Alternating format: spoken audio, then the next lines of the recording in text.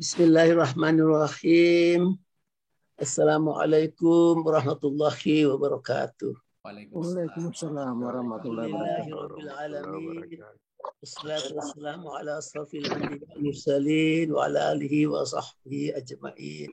Syukur alhamdulillah dipanjatkan kepada Allah Subhanahu wa taala yang dengan izin rahmat dan perlindungannya hari ini kita bisa berkumpul lagi untuk meneruskan pengajian kita. Salam dan salawat kepada Rasulullah SAW yang membawa kita, memberi jalan dan membuka semua kehidupan kita ke tujuan yang benar. Izinkan saya mengucapkan banyak terima kasih terlebih dahulu kepada Pak Agus Mustafa. Tafadhal, Ustaz. Bismillahirrahmanirrahim. Assalamualaikum warahmatullahi wabarakatuh. Alhamdulillah wassalatu wassalamu ala Rasulillah la haula wala quwwata illa billah. Bapak dan Ibu sekalian yang saya hormati, Pak Taha yang saya hormati.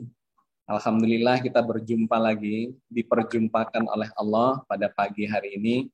Mudah-mudahan hari ini, pagi ini kita mendapatkan rahmat dan berkah yang banyak dari pertemuan yang kita selenggarakan ini. Hari ini saya diminta untuk sharing terkait dengan buku saya yang seri ke-34 yang berjudul Mengarungi Arsy Allah. Ini buku yang sangat tema yang sangat mendalam dan abstrak, penuh dengan simbol-simbol. Karena itu kita akan mencoba melakukan pendekatan-pendekatan secara komprehensif. Dan kemudian tentu adalah pendekatan ilmiah untuk memberikan gambaran-gambaran yang lebih konkret, meskipun itu hanya berupa pendekatan-pendekatan terhadap sebuah fenomena yang sesungguhnya kata Al-Quran tidak bisa dijelaskan sesungguhnya kalau kita berbicara dalam arti yang sebenarnya tentang Allah. Laisa kamitslihi syai'un. Allah itu tidak seperti apapun yang pernah kita bayangkan.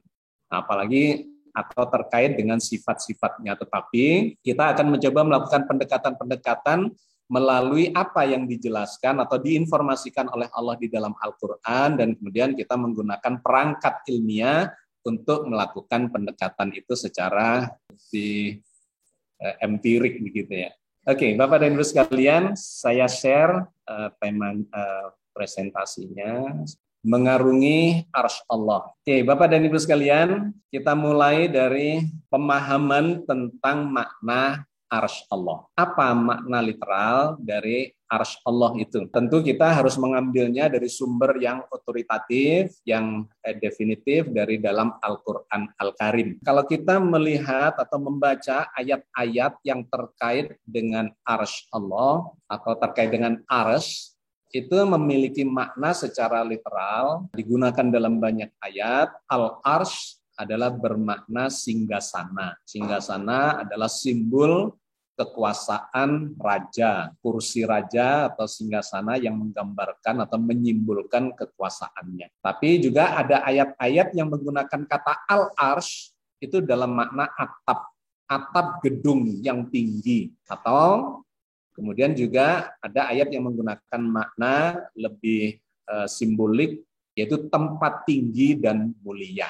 Nah, ini bisa kita dapatkan dari dalam Al-Quran karena istilah Arsy di dalam Al-Quran itu diulangi atau dipakai sebanyak 29 kali dalam berbagai ayat. Jadi kita selalu menggunakan pendekatan yang komprehensif, yang oleh Al-Quran digambarkan bahwa Quran itu adalah petunjuk yang di dalamnya ada penjelasan-penjelasan tentang petunjuk itu. Hudal linnas wa bayyinatin minal huda. Jadi Quran adalah petunjuk yang mengandung penjelasan-penjelasan atas petunjuk itu. Nah, maka dalam memahami kita selalu mencoba melihat di Al-Quran istilah itu digunakan dalam konteks seperti apa saja. Nah, di dalam Al-Quran kita dapati kata Al-Arsy diulang 29 kali, di mana sebanyak 3 kali itu bermakna atap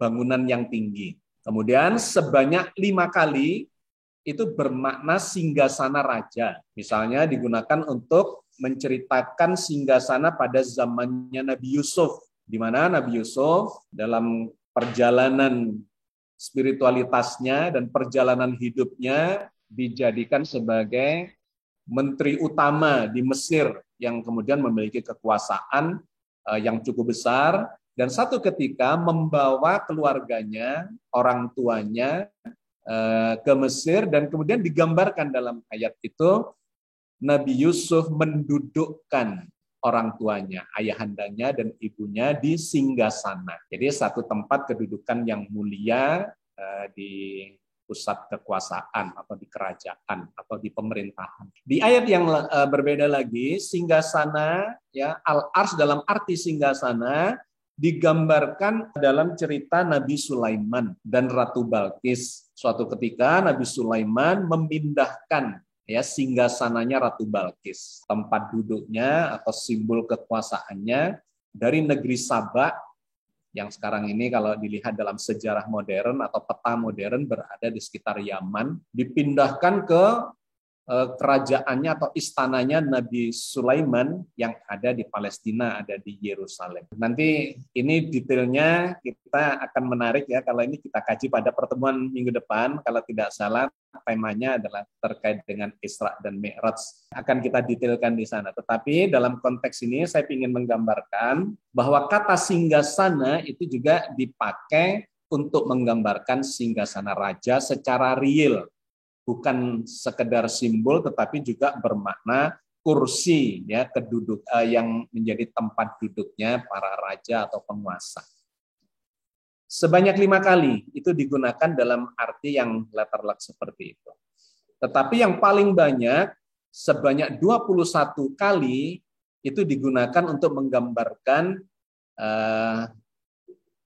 pusat kekuasaan di jagat raya, yang kemudian oleh para penerjemah, para ahli tafsir tidak dimaknai secara letterless, tapi tetap diterjemahkan apa adanya sebagai arsy Allah.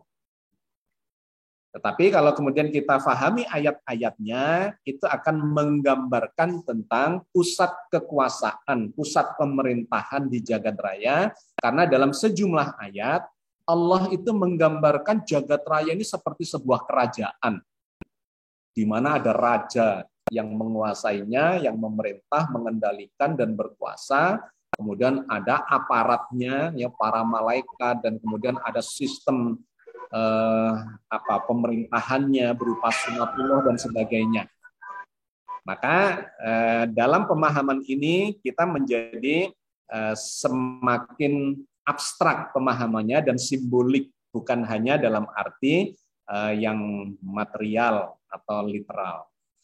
Oke, jadi itu kurang lebih makna literal dari kata ars yang digunakan di dalam Al-Quran, sehingga kita bisa mendapatkan nuansanya. Bahwa ketika Al-Quran bercerita tentang ars Allah, berarti itu ada nuansa tentang singgasana sebagai simbol kekuasaan para raja, atau tempat yang sangat tinggi yang digambarkan juga digunakan untuk menggambarkan atap. Katakanlah kalau kita bicara tentang jagat raya, bagian yang paling tinggi dari jagat raya itu kurang lebih ada di sana. Yang ketiga, tempat yang tinggi dan mulia. Oke. Semakin nanti kita membaca ayat-ayatnya akan semakin dapat nuansanya. Bapak dan Ibu sekalian, Al-Quran itu seringkali menggunakan bahasa personifikasi untuk menggambarkan Allah. Yang kadang-kadang bahasa personifikasi itu agak atau bisa menjebak kita di dalam pemahaman yang merendahkan keagungan Allah. Misalnya nih, Allah menggambarkan Allah Maha Melihat. Itu tiba-tiba dalam imajinasi kita sebagai manusia, kita menggambarkan Allah punya mata, punya penglihatan. Itu adalah sebuah keniscayaan dikarenakan bahasa adalah memberikan imajinasi berdasar pengalaman keseharian kita. Allah Maha Melihat, lantas kita berpikiran Allah punya mata. Allah Maha Mendengar, lantas kita menggambarkan Allah punya telinga. Allah berbicara, berfirman, kita berimajinasi seakan-akan Allah punya mulut. Allah menggulung langit dengan tangannya, kita membayangkan Allah punya tangan. Allah duduk di atas singgasananya, di ars misalnya. Tidak ada kata duduk. Allah berada di atas singgasananya, gitu ya. Di arsnya, kita membayangkan sebuah singgasana. Nah, hal yang demikian, ini tidak boleh kita pahami secara parsial, karena personifikasi sifatnya. Maka Allah menggambarkan dalam banyak ayat agar kita ini membangun kepahaman yang mengagungkan Allah. Karena ada satu kalimat di dalam Al-Quran bahwa Allah itu laisa kamitslihi syai'un. Allah tidak seperti apapun yang pernah kalian bayangkan, imajinasikan, atau kalian pahami. Lebih dari itu, ketika kita bicara tentang kebesaran Allah, maka seberapa besar Allah itu, karena kita ini mengukur segala sesuatu berdasar pengalaman. Kalau kita bicara atau mengetahui yang besar dalam hidup kita adalah gunung, maka ketika kita bicara tentang kebesaran Allah, jangan-jangan yang ada di pikiran kita ya Allah itu besarnya segunung atau lebih sedikitlah dari itu. Kalau kita kemudian memiliki ilmu yang lebih luas lagi, mengetahui bahwa yang paling besar itu adalah planet bumi, mungkin kita berpikir Allah yang akbar itu, yang maha besar, itu yang kurang lebih sebesar bumi atau lebih. Tapi ketika kita memahami tata surya, kita memahami galaksi, memahami jagat raya, dan seterusnya, kita akan semakin memiliki imajinasi yang bergerak ke arah tidak terbatas. Bahkan yang tidak terbatas menurut kita itu masih kurang, gitu ya.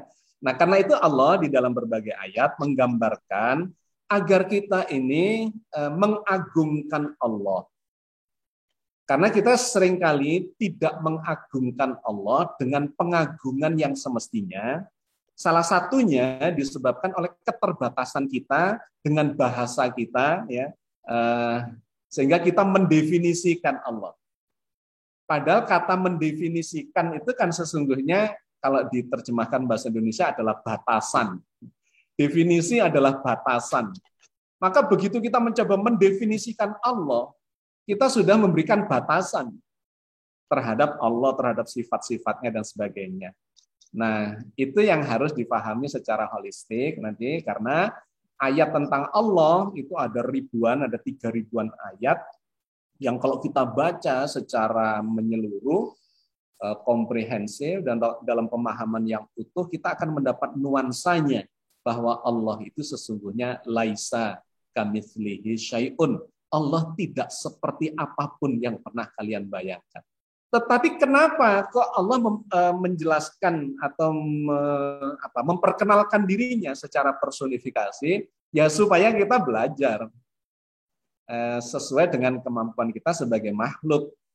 Tetapi semakin banyak informasinya, maka kita akan semakin mengagungkan Allah. Nah, di ayat ini dalam surat Az-Zumar ayat 67 ini Allah memberikan ungkapan semacam itu, mengingatkan kita ya, supaya kita senantiasa mengagungkan Allah. Wa ma qaddarullaha haqqa qadrihi, dan mereka tidak mengagungkan Allah dengan pengagungan yang semestinya. Wal ardu jami'an qabdatuhu yaumal qiyamah. Padahal bumi seluruhnya berada di dalam genggamannya. Wassamawatu matwiyatum biyaminihi. Dan langit digulung dengan tangan kanannya. Subhanahu wa ta'ala amma yusrikun. Maha suci Tuhan dan maha tinggi Dia dari apa yang mereka persekutukan. Jadi ayat ini di awalnya memberikan gambaran bahwa kebanyakan kita itu belum mengagungkan Allah dengan pengagungan yang semestinya. Nah, kemudian ini terkait dengan sebuah ungkapan personifikasi. Padahal bumi seluruhnya berada di dalam genggamannya. Nah, ini mulai bahaya. Ya, kita membayangkan Allah menggenggam bumi itu pada hari kiamat. dan langit digulung dengan tangan kanannya. Nah, Allah memiliki tangan kanan. Gitu. Tetapi menariknya kemudian ayat ini mengatakan, Subhanahu wa ta'ala amma yusrikun. Maha suci Tuhan dan maha tinggi dari apa yang mereka persepsikan, dari apa yang mereka persekutukan, karena kita membayangkannya secara kemakhlukan. Ya, jadi ayat-ayat semacam ini bertebaran di dalam Al-Qur'an, memperkenalkan dirinya Allah, tapi sekaligus mengingatkan bahwa apa yang kita pahami itu belum cukup, belum mengagungkan Allah dengan pengagungan yang semestinya. Nah, kenapa ini saya ungkapkan di awal? Karena kita akan berbicara tentang arsy Allah. Sebuah simbol yang kadang-kadang menjebak pemahaman kita tentang arsy Allah itu. Ketika saya tanya misalnya di sebuah forum, ada seorang kawan, seorang jamaah, bayangan Anda arsy Allah itu seperti apa?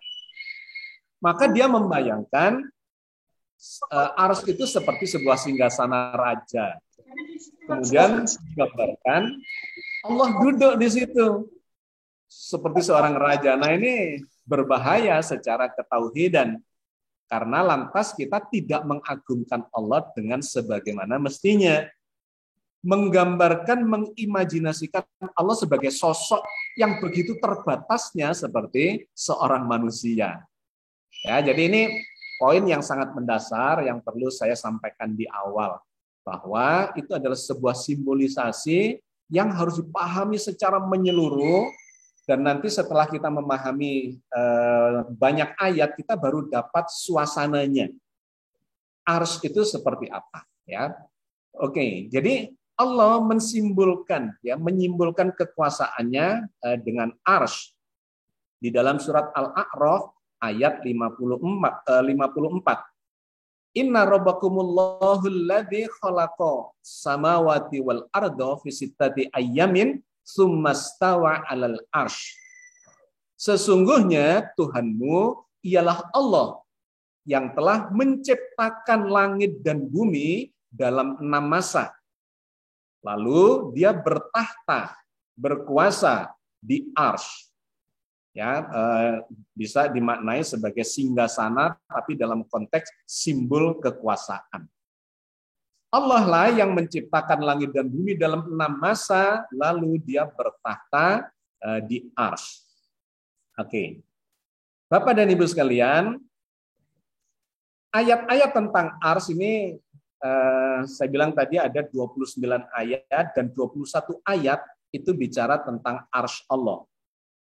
Salah satunya berbicara tentang atau menginformasikan tentang arsy-nya berada di atas air. Ini juga berbahaya kalau pemahamannya parsial.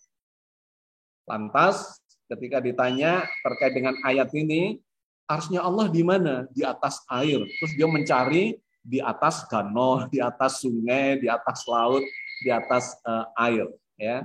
Singgasananya, dan digambarkan seperti kursi begitu.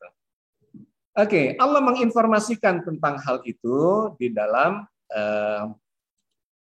surat Hud ayat 7.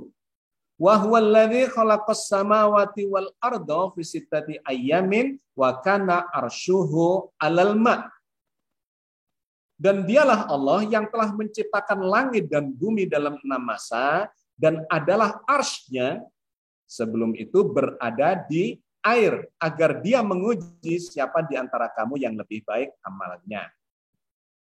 Ya, jadi ini saya bacakan dulu, nanti penjelasannya akan terus kita kembangkan pada bagian berikutnya. Kenapa kok kemudian Al-Quran menginformasikan bahwa arsy-nya itu berada di atas air? Pemahamannya seperti apa? Jadi arsy adalah simbol pusat pemerintahan. Allah bercerita dalam banyak ayat, di antaranya surat Al-A'raf 54, ya, lebih lengkap saya bacakan. Sesungguhnya Tuhan kamu ialah Allah yang telah menciptakan langit dan bumi dalam 6 masa. Lalu dia bertahta di arsy. Dia menutupkan malam kepada siang yang mengikutinya dengan cepat. Dan diciptakannya matahari, bulan, bintang-bintang, semuanya tunduk kepada perintahnya. Ingatlah, menciptakan dan memerintah hanyalah hak Allah. Maha suci Allah, Tuhan semesta alam. Oke, jadi kalau kita membaca ayat ini semakin lengkap gambarannya bahwa Allah lah yang menciptakan. Dari tidak ada, diadakan. Apa itu? Seluruh jagat raya dengan segala isinya. Digambarkan di sini ada siang dan malam yang terjadi di bumi. Ada matahari, ada bulan sebagai satelit bumi, ada bintang-bintang. Ya, kita menyebut segala sesuatu yang berada di luar tata surya kita yang kelihatan berkelap-kelip, bercahaya itu sebagai bintang-bintang.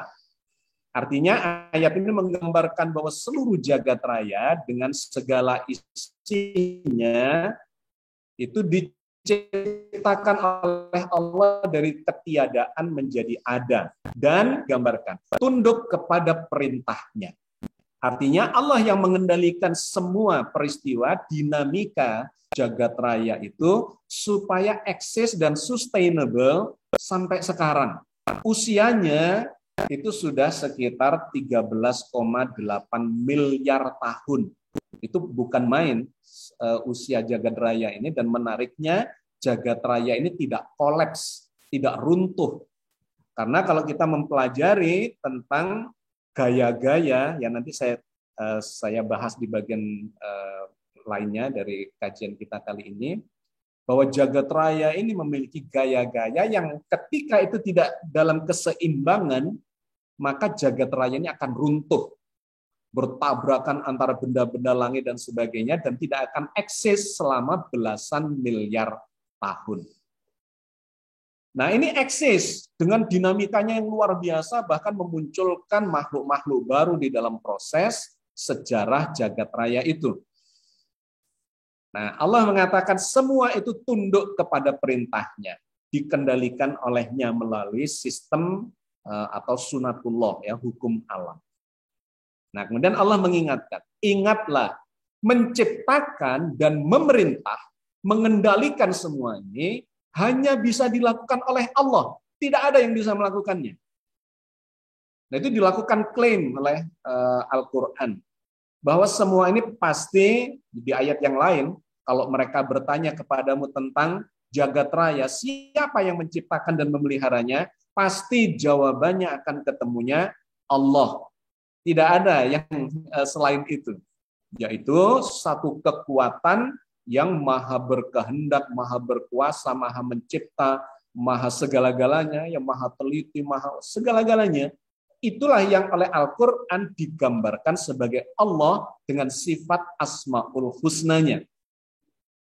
Bahkan di ayat yang lain dikatakan, kalau ada Tuhan-Tuhan lain selain Allah, rusak jagat raya ini. Pasti kalau kita bicara secara logis, secara rasional, secara saintifik, kita akan menemukan bahwa jagat raya dikendalikan oleh satu perangkat hukum yang sama.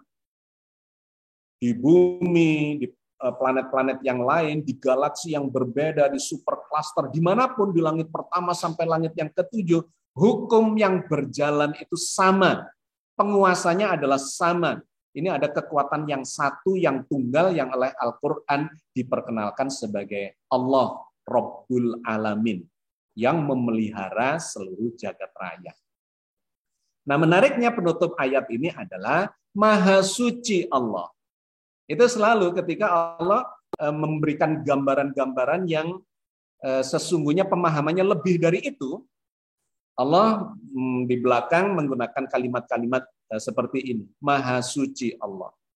Artinya apa yang kita paham itu belum memberikan gambaran yang sesungguhnya. Maha Suci Allah dari segala kekurangan, dari segala kelemahan yang kalian imajinasikan itu. Maha Suci Allah, Tuhan semesta alam. Oke. Ya, jadi ayat ini sudah semakin memberikan gambaran yang luas tentang apa itu ars dan simbol pusat pemerintahan, dan bagaimana Allah terkait dengan segala ciptaannya itu. Oke, ketika kita semakin memahami bahwa arsy Allah itu oleh Al-Quran digambarkan sebagai pusat pemerintahan jagat raya, maka kita harus memiliki perangkat ilmu untuk memahami jagat raya itu. Tidak bisa tidak, kita harus melakukan pendekatan-pendekatan secara saintifik, yaitu menggunakan ilmu astronomi. Bagi orang-orang yang tidak menguasai ilmu astronomi, maka menjadi susah untuk memahami tentang arsy Allah, pusat pemerintahan jagat raya, memahami tentang gaya-gaya alam semesta, di mana jagat raya berdinamika sedemikian dahsyatnya selama belasan miliar tahun, dengan segala perangkat hukumnya dan sebagainya, itu menjadi sulit. Maka ilmu astronomi atau sains secara umum sebetulnya menjadi ilmu alat untuk memahami Al-Quran. Ini yang pernah kita bahas ya ketika kita bicara tentang bahwa beragama itu satu harus menggunakan akal sehat, dan yang kedua keimanan itu harus dilakukan melalui pendekatan keilmuan yang disebut sebagai ilmul yakin, keyakinan yang didasarkan pada keilmuan. Jadi di sini semakin menunjukkan betapa untuk memahami Al-Quran kita harus memiliki perangkat ilmu yang banyak. Semakin banyak ilmunya, semakin dalam pemahamannya terhadap Al-Quran Al-Karim itu. Ilmu bahasa, ilmu filsafat, ilmu astronomi, ilmu geologi, antropologi, segala macam ilmu kedokteran, kimia, fisika, matematika. Semakin kita menguasai banyak ilmu itu, maka kita akan semakin wow gitu ya dalam memahami Al-Quran yang luar biasa itu. Oke, dalam kajian kita kali ini kita akan banyak melakukan pendekatan menggunakan ilmu astronomi. Bapak dan Ibu sekalian, kalau kita lihat perkembangan ilmu astronomi dan astrologi, ya ini ada juga yang rancu tentang astronomi dan astrologi. Orang dulu, zaman dahulu, memahami langit dengan pendekatan yang bersifat astrologi. Astrologi adalah ilmu perbintangan, tetapi ada kaitannya dengan mistis, gitu ya, dengan mistisisme. Digambarkan ada zodiak misalnya. Karena memang yang menarik alam itu atau langit itu memiliki pola, ya, bintang-bintang membentuk formasi-formasi tertentu. Kemudian manusia zaman kuno itu berimajinasi, bahkan mengkaitkan itu dengan tempat kedudukan para dewa dan dewi. Sehingga kita mengenal banyak dewa-dewi yang dikaitkan dengan nama-nama benda langit. Ada Venus, ada Merkurius, ada Mars, ada Jupiter, Saturnus, Uranus, Neptunus, Pluto. Itu sesungguhnya adalah nama dewa-dewi pagan yang dikaitkan dengan benda-benda langit. Ya, kemudian digunakan untuk meramal perilaku, meramal nasib dan sebagainya. Itu menjadi bagian dari sejarah manusia mengamati jagat raya, khususnya terkait dengan benda-benda langit. Yang kita kenal sampai sekarang ada ada Sagittarius, ada Aquarius, ada Pisces, ada Aries dan seterusnya ya. Oke, kita secara sepintas melihat itu sebagai sejarah masa lalu.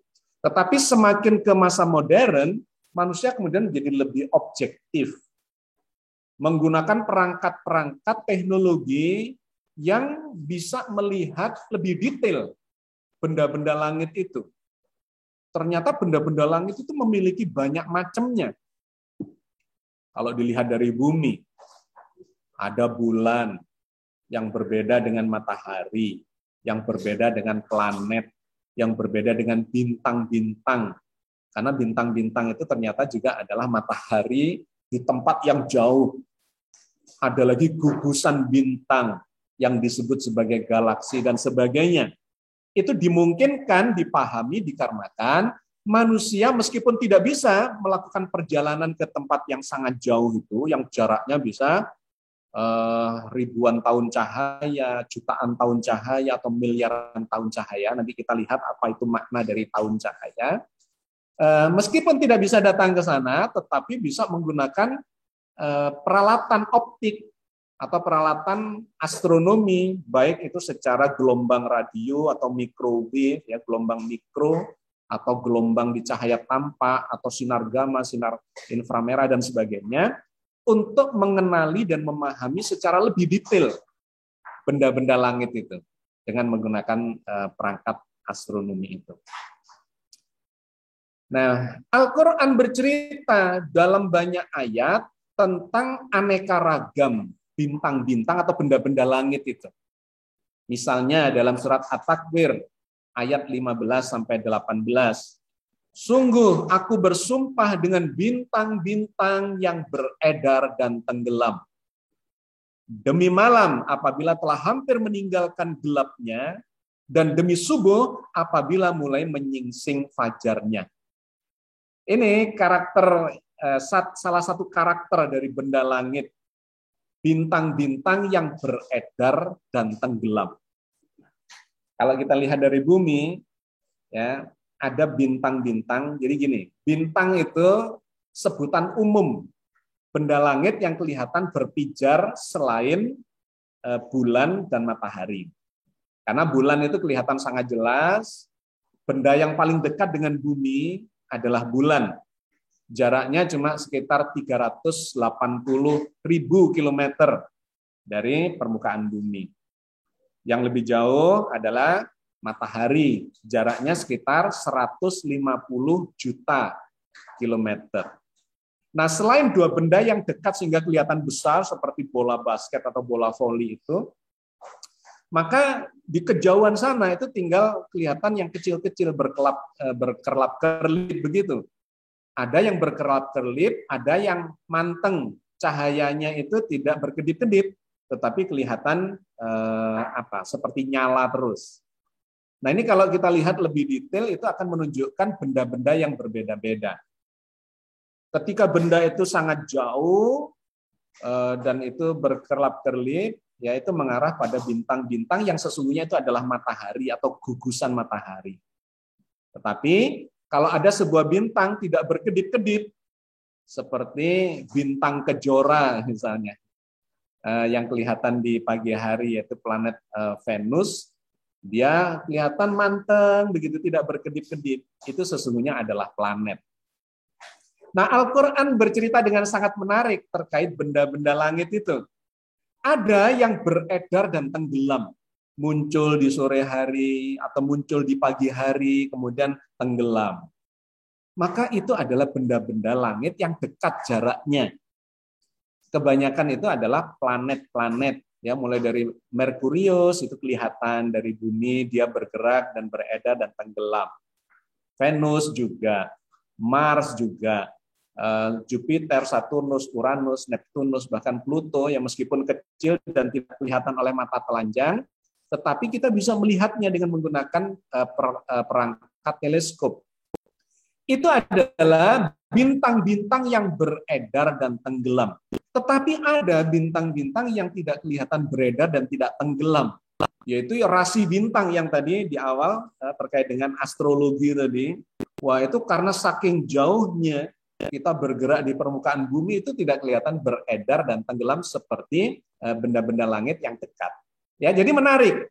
Al-Quran bercerita tentang benda-benda langit itu. Salah satunya adalah bintang yang beredar dan tenggelam, yang terkait dengan malam apabila telah hampir meninggalkan gelapnya, dan subuh apabila mulai menyingsing fajarnya. Itu mereka bermunculan dan tenggelam. Tetapi yang lainnya lagi, Allah bercerita dalam surat Al-Hijr ayat 16. Dan sesungguhnya kami telah menciptakan gugusan bintang. Dan kami telah menghiasi langit itu bagi orang-orang yang memandang. Jadi ada istilah kawakib. Ya, kawakib itu planet. An-Najm itu bintang. Al-Buruj ya, itu bintang yang dalam bentuk gugusan. Itu menggunakan istilah yang berbeda-beda di dalam Al-Quran Nah, di ayat ini diceritakan tentang gugusan bintang yang kami ciptakan untuk menghiasi langit-langit itu bagi orang yang memandang, karena tidak bergerak seperti planet-planet yang tadi itu. So, ada yang muncul sore hari, ada yang muncul pagi hari, dan seterusnya. Kalau itu relatif seperti tetap di tempat itu saja. Kelihatan dari bagian bumi selatan atau dari utara, ya bentuknya itu ya dari dulu ya begitu-begitu saja. Oke ya. Berikutnya lagi. Allah menjadikan petunjuk bagi para pejalan malam. Dalam surat An-Nahl ayat 16, dan dia ciptakan tanda-tanda penunjuk jalan, dan dengan bintang-bintang itu, An-Najm itulah mereka mendapat petunjuk. Ya, dari kisah peradaban manusia sebelum ada kompas dan sebagainya, maka bintang itu karena posisinya selalu tetap di situ, itu bisa dijadikan petunjuk. Ini ada bintang bintang Orion misalnya, atau ada kalau di Jawa ada bintang Pari atau Weluku atau gugup penceng dan seterusnya. Itu menunjuk ada yang arah utara, ada arah selatan, ya ke arah timur dan seterusnya. Itu menarik. Al-Quran bercerita tentang itu. Oke, sepintas saya menjelaskan itu. Nah, semakin detail kita melihatnya, langit terdekat, kata Al-Quran, dihiasi dengan planet-planet. Dalam surat As-Saffat ayat 6 digambarkan, Inna zayyanas sama'ad dunya bizinatinil kawakib. Sesungguhnya kami telah menghiasi langit yang dekat dengan kawakib, yaitu planet-planet tadi. Planet-planet adalah benda yang sebenarnya tidak bercahaya, tetapi dikarenakan dia ke sinar matahari memantulkan cahaya seperti bulan, maka kelihatan dari bumi dia seperti bercahaya dan dia tidak berkedip-kedip karena cukup dekat. Jadi cahayanya cukup kuat sehingga tidak terganggu secara signifikan oleh udara, atmosfer. Beda dengan benda yang sangat jauh, lemah, kemudian kena gerakan atmosfer, ya, yang bergerak menyelimuti bumi, itu menjadi kelihatan berkedip-kedip. Nah, Allah menghiasi langit yang dekat dengan kawakib, dengan planet-planet.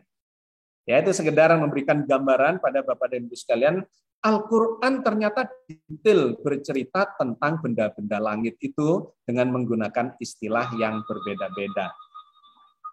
Nah, ini adalah gambaran planet kita secara animatif, bahwa benda-benda yang dekat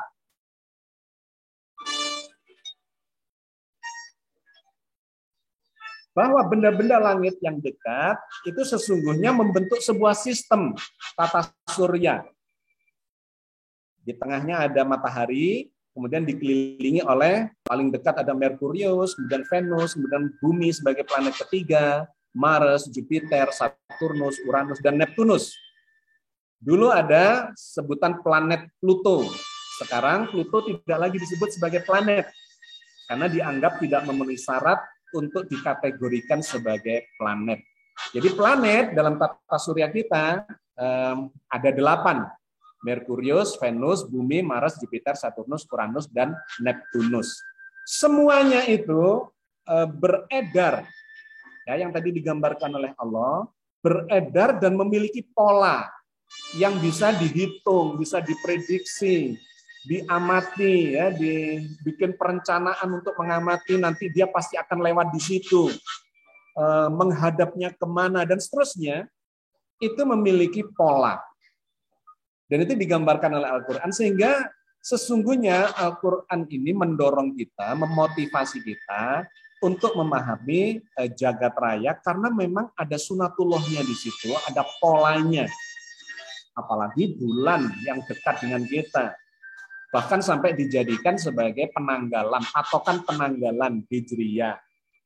Atau matahari dijadikan sebagai patokan penanggalan Samsiah. Kenapa? Karena memang memiliki pola yang bisa dihitung.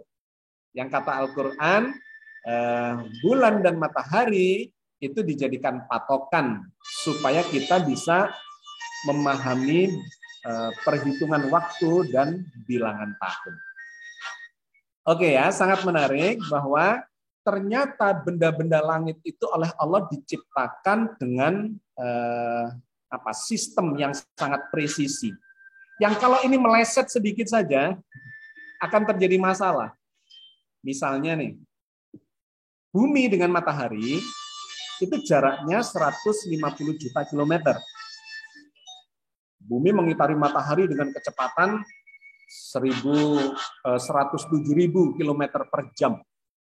Jadi selain dia berputar pada dirinya sendiri, berotasi dengan kecepatan 1.669 kilometer per jam, dia juga mengelilingi matahari pada jarak rata-rata 150 juta kilometer dengan kecepatan bergerak 107.000 kilometer per jam.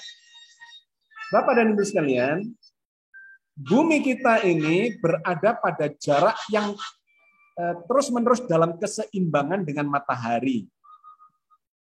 Apa yang seimbang di sana?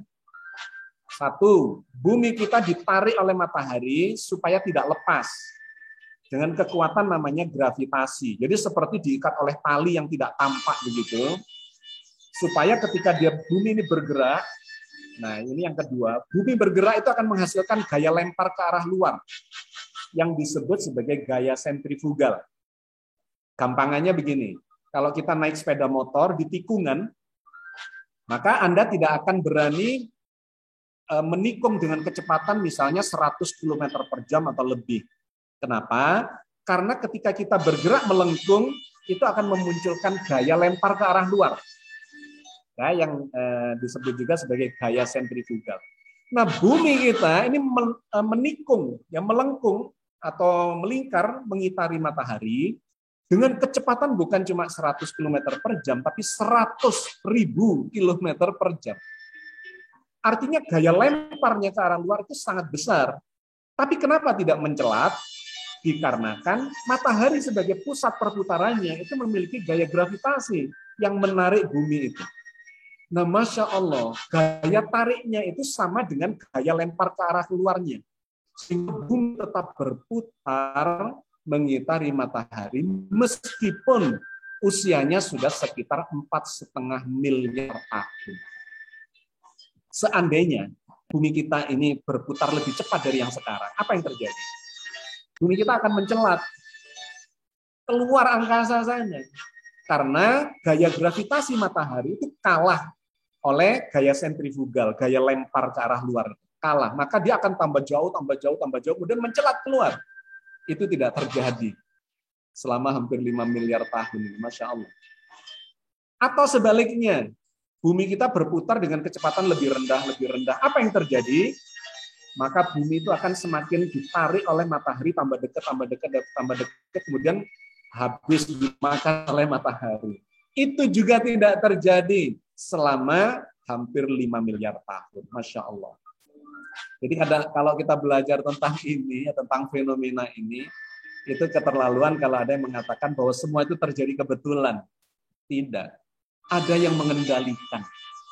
Ada yang mengontrol, mengendalikan, ada sistem, ada desain yang sangat presisi yang menyebabkan bumi kita ini tetap berada di dalam keseimbangannya antara gaya-gaya gravitasi dan gaya lempar ke arah luar. Dan bukan hanya bumi, tapi tata surya kita, ada Merkurius ya begitu, Venus ya begitu, Mars, Jupiter, Saturnus, Uranus. Bahkan Pluto yang tidak disebut lagi jadi planet itu di bagian paling luar sana, itu juga berputar-putar mengitari matahari kita. Subhanallah. Oke, Bapak dan Ibu sekalian, kita sudah mengenali benda-benda di dekat kita, ya, yang relatif dekat dengan bumi kita. Yang kata Al-Quran tadi itu, Inna zayyanas sama ad-dunya bizinatinil kawakib. Allah menghiasi langit yang dekat dengan kawakib, dengan kaukab atau kawakib, bentuk jamaknya itu adalah planet-planet. Oke, Bapak dan Ibu sekalian, maka kalau kemudian kita memanfaatkan teknologi modern untuk mengamati yang lebih jauh lagi, kita akan menjadi semakin takjub mengenal jagat raya ini. Suatu fenomena yang tidak ada habisnya, misteri yang tidak ada habisnya sepanjang kehidupan manusia. Nah, perkembangan teknologi astronomi itu membuat kita jadi semakin mengenali jagat raya ini, meskipun kata ilmu astronomi yang diketahui itu baru kira-kira nggak sampai 4%. Yang 96%-nya belum diketahui. Ya, yang kita kenali, kita ketahui hanya sekitar 4%-an. Itu pun mungkin sudah terlalu optimistik gitu ya. Oke, salah satunya yang digunakan adalah teleskop. Ini adalah teleskop Hubble, di mana teleskop Hubble ini ditempatkan di atas permukaan bumi pada ketinggian kira-kira 500 km dari permukaan bumi. Dulu ada teleskop-teleskop yang ground base, yang ada di permukaan bumi.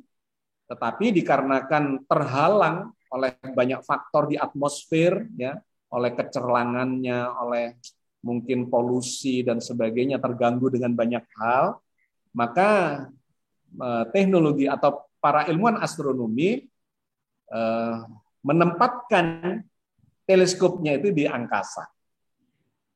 Namanya di orbit geostasioner, mengitari bumi sambil melihat-lihat ke jagat raya, keluar angkasa. Ada lagi yang lebih jauh dari itu, di luar orbit bumi, dia ikut mengitari matahari. Kalau ini cuma mengitari bumi, namanya geostasioner, seperti bulan, ya, mengitari bumi. Tapi bersama bumi dia akan mengitari matahari.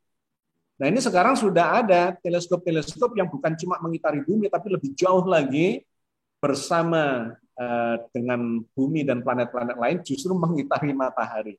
Itu semakin jarak jangkau penglihatannya semakin bagus terhadap jagat raya atau angkasa luar nun jauh di sana. Nah, sebagai gambaran, teleskop Hubble ini memiliki kecanggihan yang sangat atau resolusi penglihatan yang sangat tinggi. Dia bisa melihat lalat dalam jarak 16.000 km dengan sangat detail.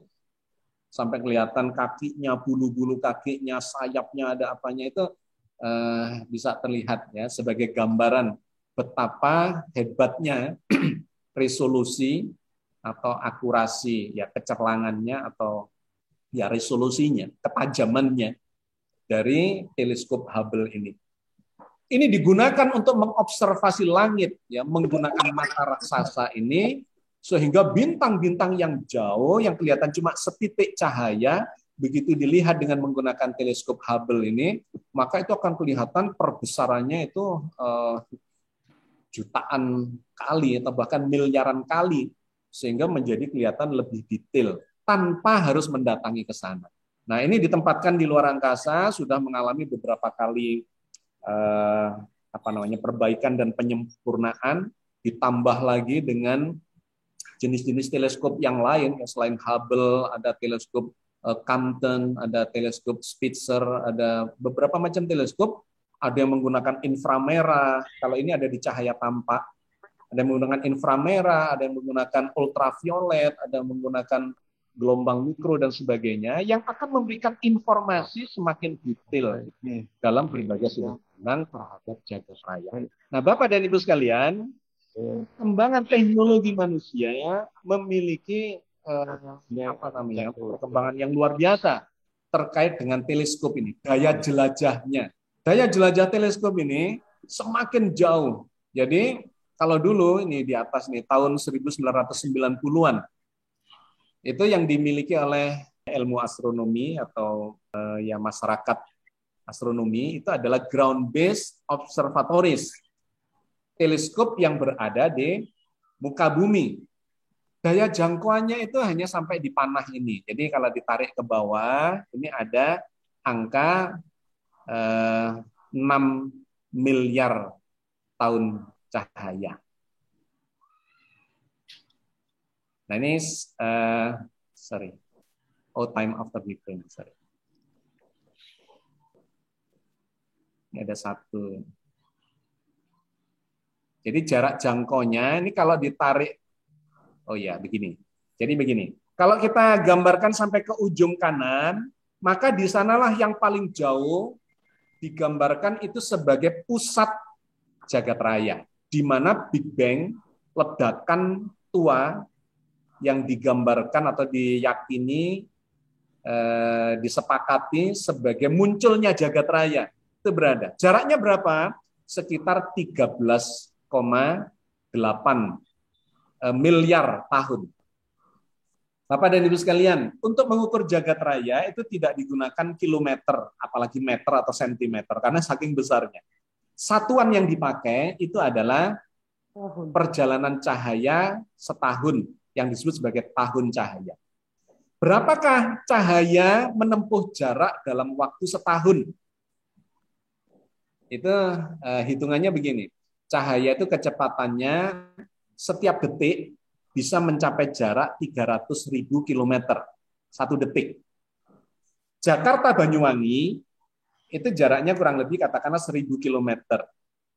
Kalau ada cahaya ditembakkan, katakanlah laser, ditembakkan dari Jakarta menuju ke Banyuwangi, dia itu tidak sampai 1 detik. Karena jarak Banyuwangi-Jakarta cuma 1.000 km, padahal kecepatan cahaya 300.000 km. Jadi jarak Banyuwangi-Jakarta cuma ditempuh 1/300 detik saja. Kalau seandainya ini ada cermin di Banyuwangi, ada cermin di Jakarta, cahaya itu ditembakkan dan bolak-balik Jakarta-Banyuwangi, maka dalam waktu 1 detik, cahaya itu bisa bolak-balik 300 kali Jakarta-Banyuwangi. Tek, 300 kali. Atau kalau cahaya itu ditembakkan keliling bumi, bumi kita ini kelilingnya sekitar 40.000 kilometer. Maka dalam 1 detik, cahaya itu bisa keliling bumi 7,5 kali. 300 dibagi 40. 300.000 kilometer dibagi 40.000 kilometer. 7,5 kali. Nah, kalau cahaya ini ditembakkan ke bulan, di sana dikasih sensor untuk nangkep itu, maka cahaya itu akan sampai di bulan dalam waktu 1 detik lebih sedikit. Karena 1 detik kan 300.000 kilometer. Nah, bulan itu cuma 380.000 kilometer.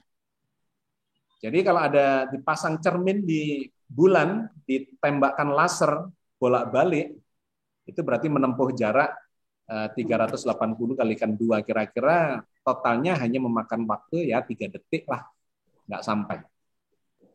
Kalau cahaya ini ditembakkan ke arah matahari, matahari itu jaraknya 150 juta kilometer, akan butuh waktu 8 menit. Ya, karena 150 juta kilometer dibagi dengan kecepatan cahaya 300.000 kilometer, ketemunya akan 8 menit. Nah, Bapak dan Ibu sekalian, kalau setahun, itu berapa jarak yang ditempuh oleh cahaya? Ya tinggal mengalihkan. 1 detiknya 300.000 kilometer, dikalikan 60 detik itu 1 menit, dikalikan 60 menit itu jadi 1 jam, dikalikan 24 jam itu sehari, dikalikan 365 hari itu 1 tahun. Jadi jarak yang ditempuh oleh cahaya dalam waktu 1 tahun itu adalah 300.000 kilometer dikalikan 60 detik, dikalikan 60 menit, dikalikan 24 jam, dikalikan 365 hari, maka kurang lebih angkanya hampir 10 triliun kilometer.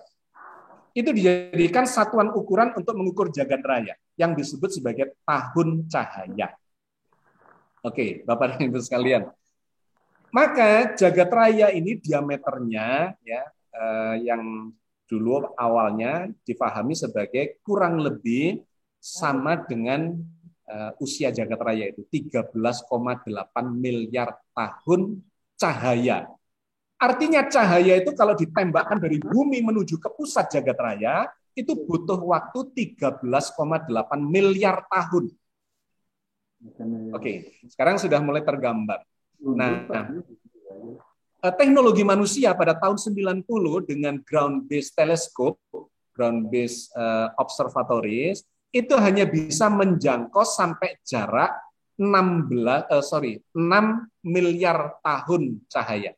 Dari 13,8 miliar tahun cahaya, itu jarak yang bisa dijangkau dengan ground-based telescope hanya sekitar 6 miliar tahun cahaya. Terus dikembangkan lagi pada tahun 95 menjadi Hubble Deep Field, itu lebih jauh lagi. Sampai 1,5 miliar tahun cahaya dari pusat jagat raya. Artinya sangat dekat. Yang tadi itu 6 miliar tahun cahaya dari pusat, ya, karena dihitungnya itu nolnya ada di pusat jagat raya, sedangkan kita pengamat ini berada di jarak 13,8 miliar tahun cahaya dari pusat jagat raya. Kita ini ada di pinggiran, ya, dianggap ada di pinggiran jagat raya, tetapi sesungguhnya tidak. Tapi dalam asumsi ini kita ditempatkan dalam posisi paling luar dari jagat raya yang sedang meledak dan mengembang. Oke. Hubble pada awalnya bisa menjangkau jarak 1,5 miliar tahun cahaya dari pusat ledakan atau dari pusat jagat raya. Tahun 2004 dikembangkan lagi Hubble itu menjadi Hubble Ultra Deep Field, sehingga bisa menjangkau semakin dekat ke pusat jagat raya, cuma berjarak 800 juta tahun cahaya. Dikembangkan lagi, semakin hebat lagi resolusinya, Hubble Ultra Deep Field ER. Ini bisa sampai sekitar 480 juta tahun cahaya. Sudah semakin dekat, bisa melihat pusat jagat raya, ada apa di sana. In the future, dan ini sudah terjadi sekarang, ya, dengan teleskop James Webb Space Telescope, itu bisa menjangkau sampai lebih dekat lagi. Kenapa? Lebih dekat lagi ke pusat jagat raya. Bapak dan Ibu sekalian, ini menarik. Dan menggunakan teknologi astronomi, teknologi teleskop ini, kita bisa mengamati jagat raya dan memetakan jagat raya. Sudah ada peta langit. Ya, kita bisa memetakan meskipun karena saking banyaknya, kita hanya bisa memahaminya sekitar 4% saja. Oke. Jadi ini saya ingin menggambarkan posisi kita, ini adalah planet bumi kita, di mana 7,5 miliar manusia itu hidup di sini termasuk kita. Di sana kelihatan ada matahari terbit, ya. Jaraknya berapa tadi? 150 juta kilometer. Di sana ada Merkurius, tidak diperlihatkan, ada Venus, tidak diperlihatkan. Ini adalah bulan yang mengitari bumi kita, sedang bergerak dengan kecepatan 107.000 km per jam. Ini adalah planet Mars. Ini adalah batu-batuan asteroid yang ada di antara ini Jupiter, antara Jupiter dan Mars. Itu ada bebatuan asteroid yang kadang-kadang datang nyelonong, bisa datang ke bumi, itu membahayakan. Ada Saturnus, ada Uranus, ya, ada Neptunus. Bapak dan Ibu sekalian, kalau kita melihat ini, maka bumi kita itu sebetulnya benda yang sangat kecil di jagat raya ini. Ini mataharinya semakin kelihatan kecil, kita menyebutnya lantas sebagai bintang. Sama dengan bintang-bintang yang lain, titik cahaya yang berkelip-kelip karena kelihatan dari jauh. Buminya sudah nggak kelihatan. Nah, yang lewat ini adalah matahari kembar. Namanya Alpha Centauri. Alpha Centauri itu matahari kembar atau disebut bintang kembar.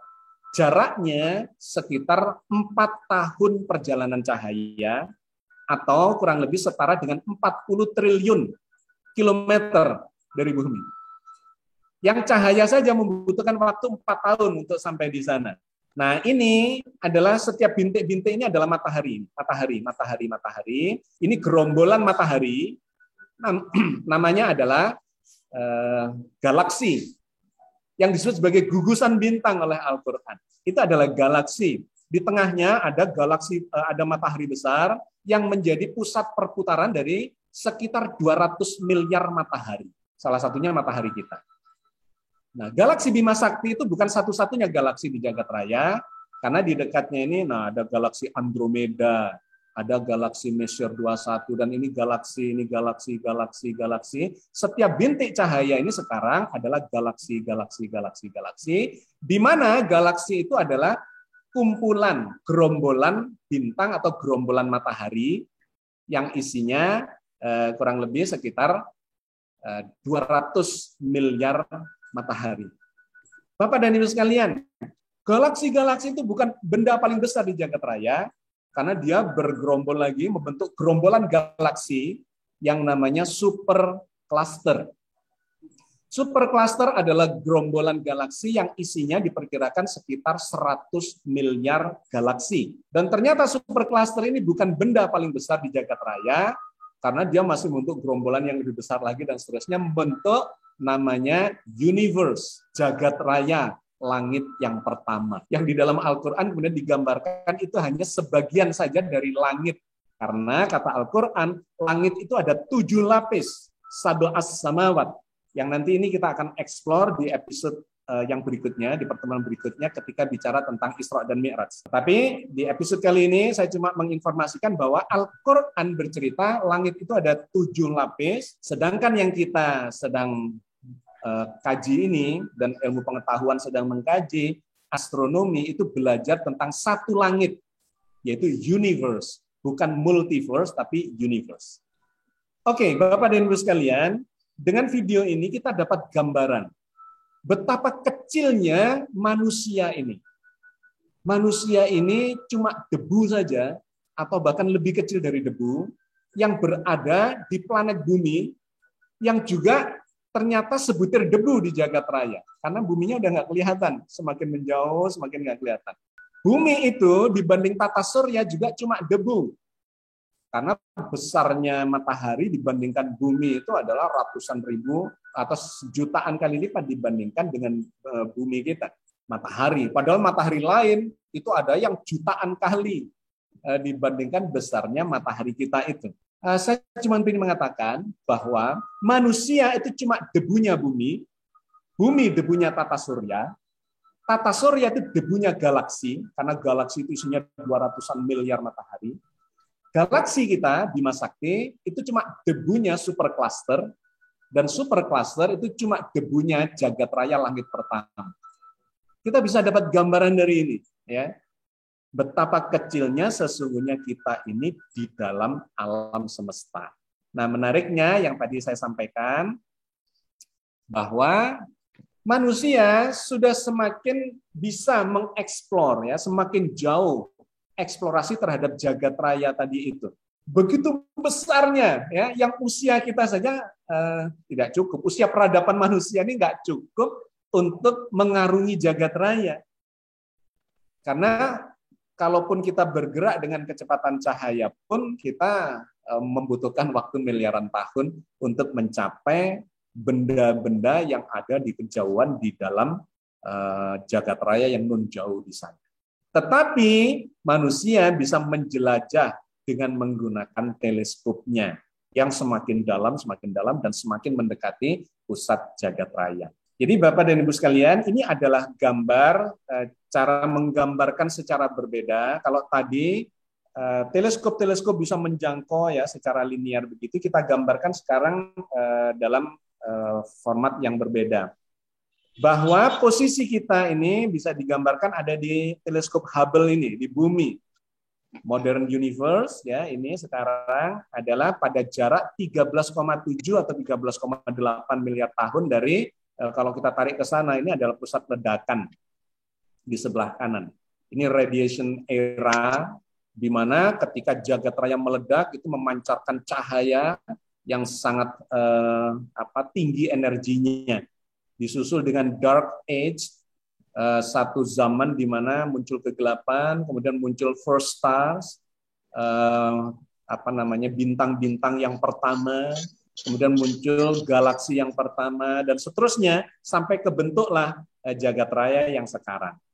Oke, ini saya gambarkan secara lebih sistematis. Yang ini ada kaitannya dengan Al-Quran bicara tentang Allah menciptakan khalaqas samawati wal ardi fi sittati ayyamin. Allah menciptakan jagat raya itu dalam 6 fase. Ternyata menurut pengamatan ilmu astronomi, jagat raya ini muncul memang dalam 6 fase. Ini fase ke-7 kita sudah berada sekarang di sini. Ya. Ini kalau kita tarik ke belakang, maka ini adalah time begin. Waktu, ini kalau kita tarik ke belakang, sekarang kan usianya jagat raya itu 13,8 miliar tahun. Maka kalau kita tarik ke belakang, 12 miliar tahun, 11, 10, 9, 8, 7, 6, 5, 4, 3, 2, 1. Dan semakin ke belakang kita akan ketemu di awal waktu ke nol. Jadi ternyata memang menurut pendekatan saintifik astrofisika, fisika yang terkait dengan jagat raya atau kosmologi, kita ini sebetulnya berada di waktu yang bergerak semakin menua, yang kalau kita tarik ke belakang, kita menuju pada awal waktu. Nah, awal waktu itu juga awalnya jagat raya, di mana jagat raya itu tidak sebesar sekarang. Dalam pengamatan teleskop Hubble dan teleskop-teleskop yang lain disimpulkan bahwa jagat raya ini ternyata mengembang, yang oleh Al-Quran digambarkan sebagai wa ilas sama'i kaifa rufi'at. Langit itu sedang meninggi. Bagi orang Indonesia meningginya ke sana, bagi orang Amerika di balik bumi kita meningginya ke sono, ke bawah sana. Bagi orang di Timur Tengah meningginya ke arah barat kita sana, bagi orang Australia, New Zealand meningginya ke arah timur kita, meninggi ke segala arah. Artinya jagat raya ini sebetulnya sedang mengembang, yang oleh astronomi disebut sebagai expanding universe. Jagat raya sedang mengembang seperti balon udara yang sedang ditiup. Nah, ini sudah berusia 13,8 miliar tahun. Maka kalau kita tarik ke belakang, 12 miliar tahun yang lalu, kemudian terus 11, 10, 9, 8, 7, 6, 5, 4, 3, 2, 1, 0, jagat raya ini dulunya sangat kecil. Bahkan dikatakan muncul dari ketiadaan yang disebut sebagai titik singular. Singularity itu bisa digambarkan kalau dalam astrofisika sebagai titik nol, seperti dalam bilangan waktu gitu ya. Ada 0, 1, 2, 3, 10, 100, 1000, 1 juta, dan seterusnya. Maka 1 triliun itu kalau kita tarik ke arah awalnya, dia akan menuju ke 10, kemudian ke 1, ke 0, ketiadaan. Nah, kurang lebih jagat raya itu begitu. Ada suatu fase di mana jagat raya itu digambarkan sebagai ketiadaan, nol. Ya. Ini yang sekarang menjadi perdebatan panjang dan dirumuskan dalam sebuah teori yang namanya Big Bang. Sebuah ledakan besar. Karena kalau jagat raya yang isinya sedemikian banyaknya, triliunan, bahkan tidak hitung, bintang-bintang, galaksi yang kalau itu kompres, dalam ukuran yang sangat kecil, itu akan memiliki kepadatan sangat tinggi sehingga tidak stabil, dan suhunya sangat tinggi. Anda bisa bayangkan ada triliunan matahari itu dikumpulkan jadi satu di satu titik, suhunya sangat tinggi, maka itulah cikal bakal alam semesta ada di titik ini, time begins ini.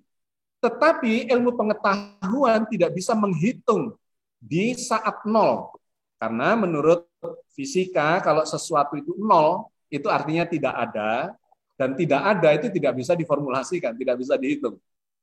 Yang bisa dihitung kalau sudah mulai ada, meskipun sedikit. Nah, di sini kemudian diceritakan, waktu ke 10 pangkat minus 43 detik. 10 pangkat 43 itu artinya 10 nolnya 43. Kalau nolnya 6 itu juta, nolnya 9 miliar, nolnya 12 triliun. Kalau 3 kali triliun, triliun, triliun, itu nolnya 36. Nah ini 43, masih ada 7 lagi. Berarti 10 juta triliun, triliun, triliun. Nah di awal waktu dulu, 1 detik dibagi 10 juta triliun, triliun, triliun, di awal waktu itu bisa dihitung menggunakan pendekatan fisika modern.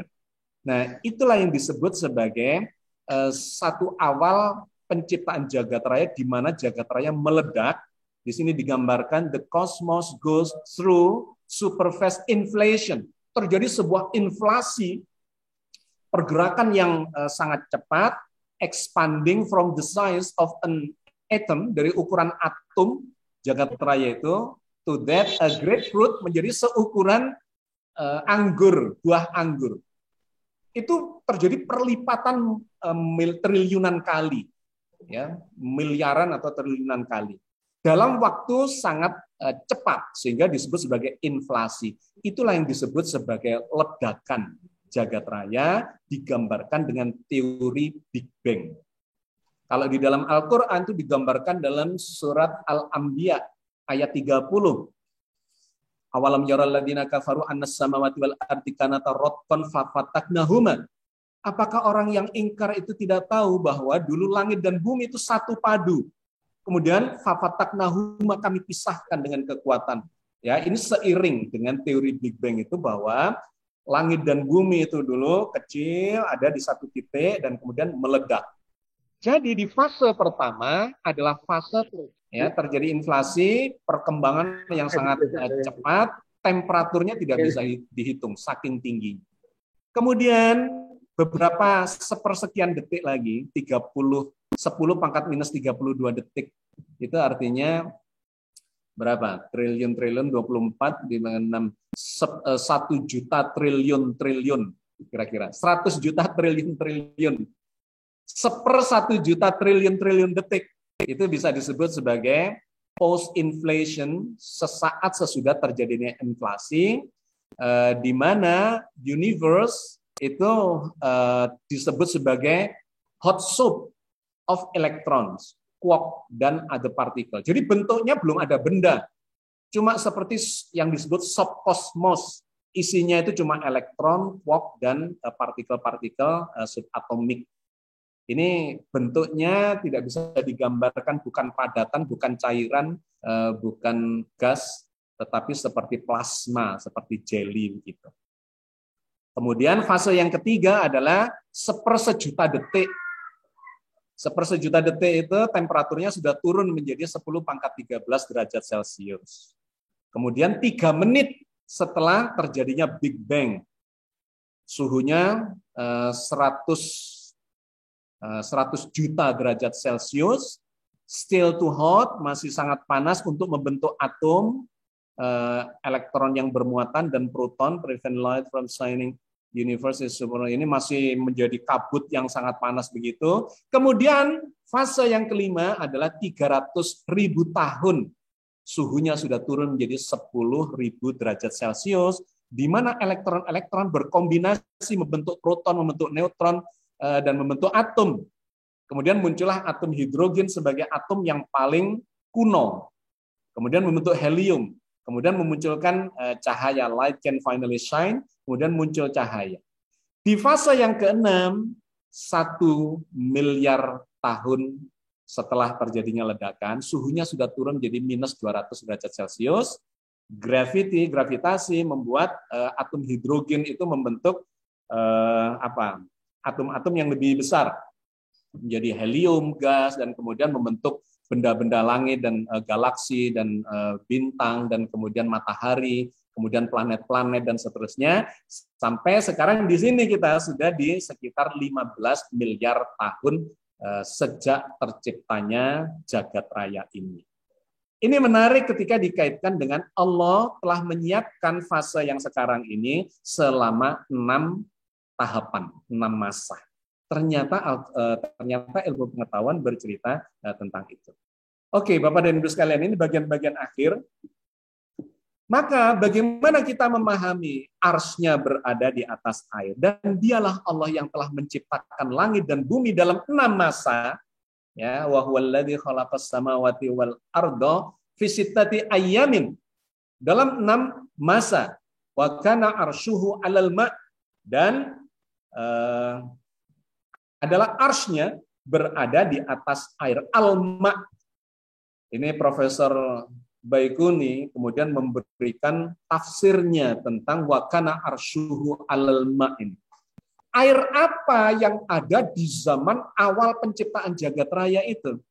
Tidak ada, air belum terbentuk. Jangankan H2O, ya, air itu rumusnya H2O. Hidrogen saja belum terbentuk di awal-awal itu. Hanya lautan energi karena demikian tingginya. Itulah yang disebut sebagai subkosmos oleh astronomi. Seperti sebuah sup, ya, tapi subkosmos. Isinya adalah partikel-partikel subatomik yang sangat kecil yang belum bisa disebut sebagai benda. Lebih mendekati lautan energi yang bentuknya seperti plasma.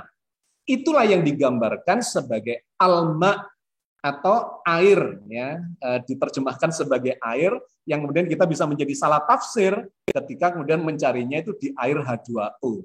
Padahal yang dimaksudkan ini adalah dia saat menciptakan langit dan bumi. Nah, itu berarti di awal-awal dari kejadian jagat raya, di mana adalah arsy-nya sebelum itu berada di Alma. Ya, oke, Bapak dan Ibu sekalian, mulai tergambar sesungguhnya pusat pemerintahan jagat raya itu adalah di cikal bakal alam semesta yang namanya Alma, kosmos itu menurut ilmu astronomi. Di sanalah Allah menempatkan segala macam sunatullahnya, hukum-hukum alam semesta, gaya-gaya jagat raya, ya, ada yang menjadikan jagat raya ini kemudian mengembang, meledak, dan kemudian kata Al-Quran meninggi tanpa tiang yang terlihat. Allah lah yang meninggikan langit tanpa tiang yang bisa kamu lihat, kemudian dia bertahta di arsy dan menundukkan matahari serta bulan, masing-masing beredar hingga waktu yang ditentukan. Allah mengatur segala urusan, menjelaskan tanda-tanda supaya kamu meyakini pertemuan dengan Tuhanmu. Ini perangkat sunatullah itu masuk, berada semuanya, ya, dimasukkan Allah ke dalam cikal bakal alam semesta yang namanya Alma itu, subkosmos itu. Maka ketika ini berkembang, seluruh perangkat jagat raya itu menjadikan semuanya bisa dikendalikan dengan 4 gaya fundamental pengikat alam semesta. Ini tidak saya jelaskan karena butuh waktu. Ada gaya nuklir lemah pembentuk partikel, ada gaya nuklir kuat pembentuk inti atom, ada gaya elektromagnetik sebagai pembentuk atom dan molekul dan seterusnya, dan kemudian ada gaya gravitasi yang mengikat benda-benda langit dalam skala besar. Intinya adalah menjadikan jagat raya ini berkembang terkontrol melalui gaya-gaya jagat raya, gaya-gaya fundamental itu, sehingga membentuk semacam tatanan pemerintahan di mana Allah mengendalikannya, berpusatkan di tempat yang disebut atau posisi yang disebut sebagai arsy itu. Arsy-nya meliputi langit dan bumi, bukan cuma 1 langit, melainkan 7 langit. Katakanlah siapa empunya langit yang 7 dan empunya arsy yang besar, yang meliputi seluruh jagat raya. Allah penguasa jagat raya, maha tinggi Allah, raja yang sebenarnya, tidak ada Tuhan selain dia, Tuhan yang mempunyai arsy yang mulia. Dan penutupnya, Allah adalah Tuhan yang maha meliputi segalanya. Walillahi ma fis samawati wa ma fil ardi wa kanallahu bikulli syai'in muhita. Kepunyaan Allah lah segala yang di langit dan segala yang di bumi, dan adalah Allah maha meliputi segalanya itu. Surat An-Nisa ayat 126. Jadi Bapak dan Ibu sekalian, kesimpulannya, kalau kemudian kita bertanya di manakah arsy Allah itu, arsy Allah itu meliputi seluruh jagat raya, bukan cuma langit yang pertama, melainkan sampai langit yang ke-7, di mana Allah mengendalikan seluruh dinamika jagat raya ini dengan kekuasaan dan ilmunya. Subhanallah. Saya kira itu yang ingin saya sampaikan pada Bapak dan Ibu sekalian. Saya kembalikan kepada Prof.